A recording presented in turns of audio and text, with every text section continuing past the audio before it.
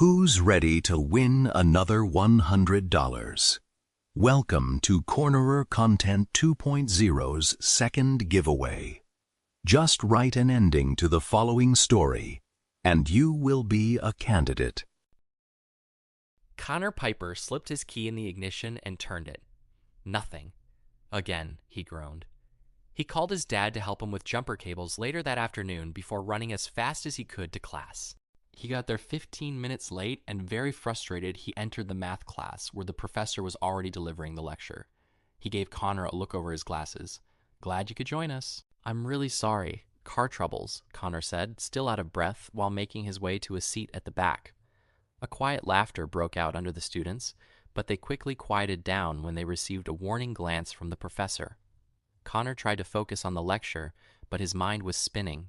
Except for his car that needed a new battery, which was making him late to classes and work these days, there was his brother that was in bad shape and his parents that were on the edge of a divorce. He was at this university on scholarship, and his recent late comings didn't do that any good, and his work, well, his boss wasn't too happy with him either.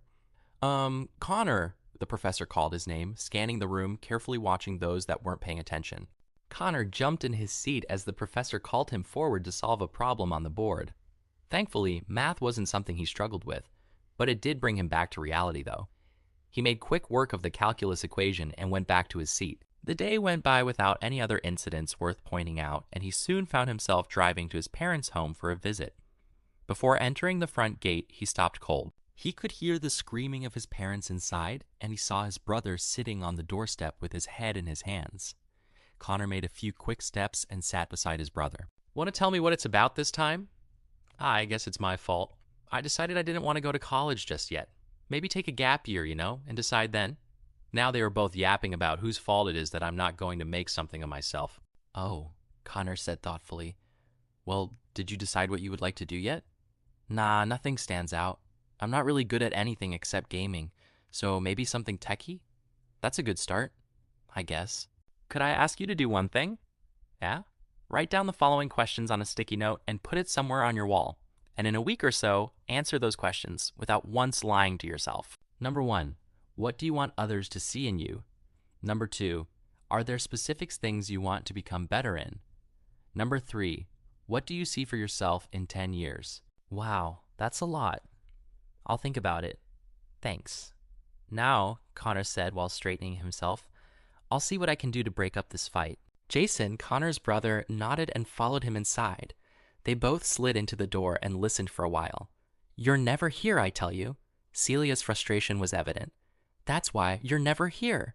"Well, you live in this house because I work. You want to live on the street?" Herbert yelled furiously. "Mom, Dad, please," Connor interrupted. "I don't think it is anyone's fault. Please just give him a week to decide. I felt overwhelmed when I finished school too. He will find his way." Both parents quieted down when he started speaking. Now, they looked at each other and nodded. They were both still very frustrated, but decided to keep their cool for their son's sake. Celia often wondered what happened to what was said at the beginning of their marriage. "I will always be there to help you." Well, it didn't feel like that at all. Sometimes she felt as if she was doing every little thing by herself. Sure, Herbert worked, but so did she. All day and sometimes till late in the evenings. Dishes, a never-ending pile. Washing, she was sure as soon as she put it in the washing machine, it grew in number. And then housework. Sweeping, cleaning, scrubbing. It felt like a bottomless pit. "I'm doing everything myself. I can just as well do it alone," she often said to herself. On the other hand, Herbert felt like nothing he did was appreciated. He worked all day, a very stressful job. He managed the stock in a vehicle repair and maintenance company, and he dealt daily with clients that still waited for certain parts that was delayed at his suppliers because of this thing or that. He was tired of trying to explain everything all day and then coming home to this. It was becoming a nightmare. He hated his job and hated coming home, and was coming to a decision that if this was the case, why not just walk away from it? His home life anyway. Connor found his dad working on the family car later that night. "Dad, are you guys okay?" "What do you mean?" "I'm not stupid, Dad. It's the 3rd time this month that when I drive out for a visit that I find you guys fighting." "Yeah, I know, it's just complicated. Your mom never appreciates anything I do, and when I do something, she just wants more. That cannot be the only problem." "There is nothing else, son, just, I don't know. I'm tired of coming home to a fight every night. I would much rather prefer getting home to an empty house. What are you saying, Dad? You want out? I think we both do. But that's terrible, Connor almost yelled.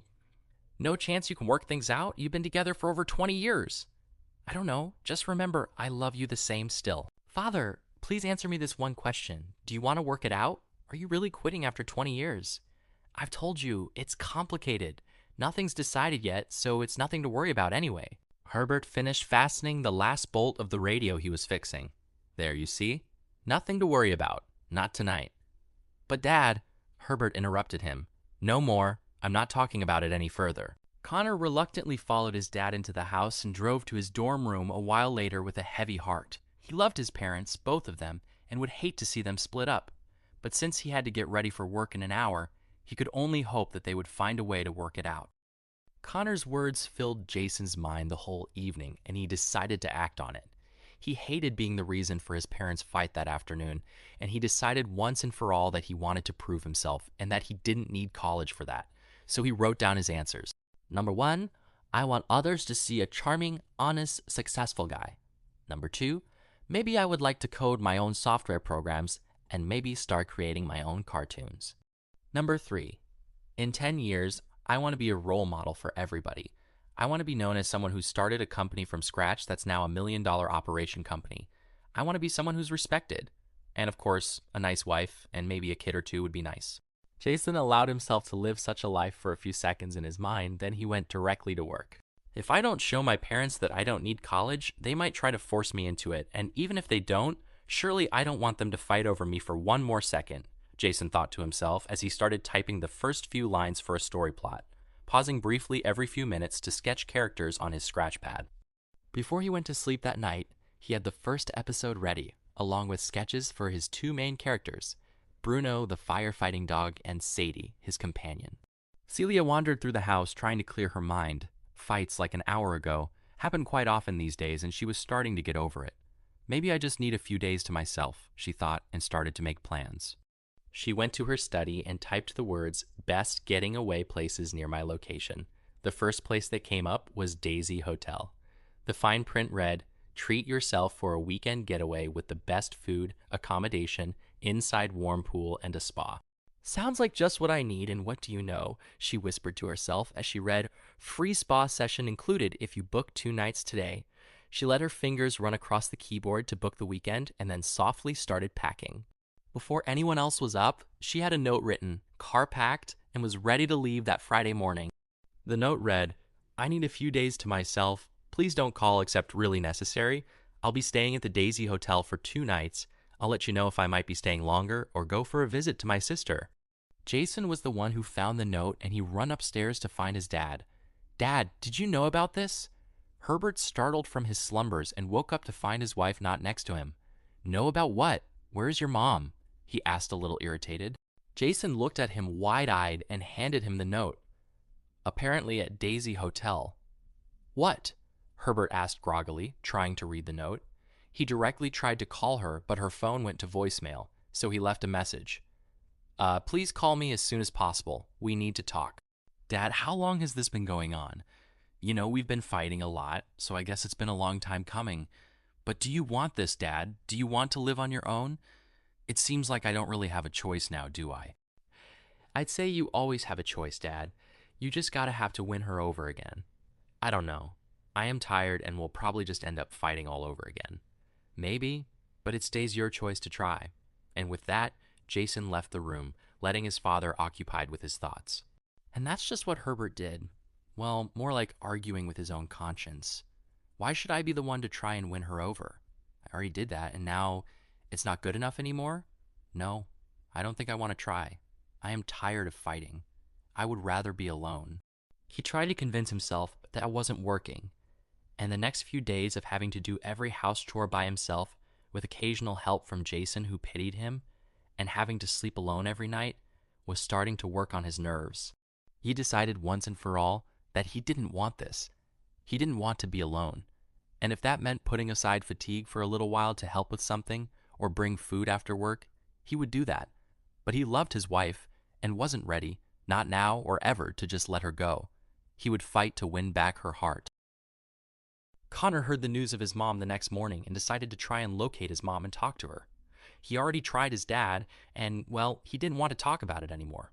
There was a problem, though.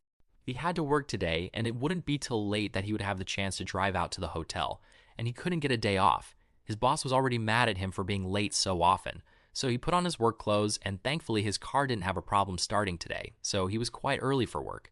His responsibilities ranged from being a personal assistant to his boss to making sure the coffee machine worked. He had a lot on his plate, but he quite liked it. His ability to learn so quickly was part of the reason he probably still had the job. There was a specific part of his day which he liked most. Almost every day he had to take folders from the boss to the new young admin lady. Although the small interactions with her was quite awkward, he liked it because, well, he liked her. Her kind personality shone through everything she did, and she was very good at her job. He never said anything of the sort, but if his actions was any indication, she probably knew what he wasn't saying to her. Today was the finished Fern Family House Projects folders that he needed to take to her so she could file them. He gave 2 knocks on her glass door before she looked up and motioned for him to come in. "Hi," he smiled shyly. I just needed to give you these to file." He accidentally left the top folders slide out of his arm, and he quickly stooped down to pick them up, before setting them down on her desk and jogging out of the room. She just smiled and giggled before taking the files to the cabinet to store. "You're really an idiot," Connor said to himself as he hurried to his next assignment. Why would someone like her even think twice about someone as clumsy as you? He tried to get as quickly as possible through the workday before literally running to his car. But as luck would have it, his car didn't start yet again. And guess who saw it? Yes, you guessed it, Sarah, the admin lady. As he was about to call his dad for help again, he almost bumped his head on the top of the car as he jumped in his seat when he heard a knock on his window. His face went red as he saw who it was, and he climbed very quickly out of the car. Sarah giggled, saying, "Sorry, I didn't mean to startle you, but I have jumper cables if you need help." His face again flushed crimson. Yeah, thanks, that would actually be great." She threw him a thumbs up before moving her car closer, and in a few minutes his car was up and running. "Thanks so much." Connor threw her a sheepish smile and rolled up the jumper cables before handing it to her. "No problem." Connor made his way into his car and waved at her before starting the hour drive to Daisy Hotel, stopping to pick up food for him and his mom before he arrived in the parking lot of Daisy Hotel. He still felt very embarrassed at the incident that happened earlier, but not being able to do much about it, he just had to go on. The entrance to the hotel was a work of art, as 2 pillars stood on the side of the massive glass sliding door entrance. As he walked in, his breath caught in his throat. Huge screens on the side walls made it feel like walking into an aquarium, and marble desks with very friendly clerks welcomed the visitor at the reception. No wonder Mom chose this, he thought to himself. He made his way the nearest available clerk. Hi, I'm looking for my mom. Her name is Celia Brooks." The clerk's fingers flew over the touchscreen, and soon she had a room number for him to call. "Hi, this is Celia Brooks." "Hi, Mom. Connor? It's nice to hear from you, but how did you get this number?" "I'm at the front desk, Mom." "What? Why? I want to talk to you, Mom, please." All right. I'll be down in a few." "Up for a very fancy coffee?" "Well, it would feel like a shame to be in such a fancy place and not taste its fancy coffee." Celia's laugh rang through the phone. "Okay, sounds great. You'll find it when you look to your left." "Thanks, Mom, and sorry for it having to be this late." Was all he heard before the line was cut. In around 10 minutes, Celia walked into the coffee shop where she told Connor to wait. Connor stood to hug his mom before dragging out her seat for her. "Thanks. Now tell me, what is so important that you would drive out an hour for to tell you, Mom?" He looked at her with a puzzling face. "I think it's quite obvious. You just going away without warning, adding that you might stay away for more than just a weekend." Celia sighed hard. "It's complicated, Connor. Do you think your dad would just have said yes? Maybe not. But why should he? Wouldn't he want to be with his wife? I don't think so. We haven't been doing so well lately." "Yeah, I've noticed. But is this what you want, Mom? I don't know. I'm just tired of fighting.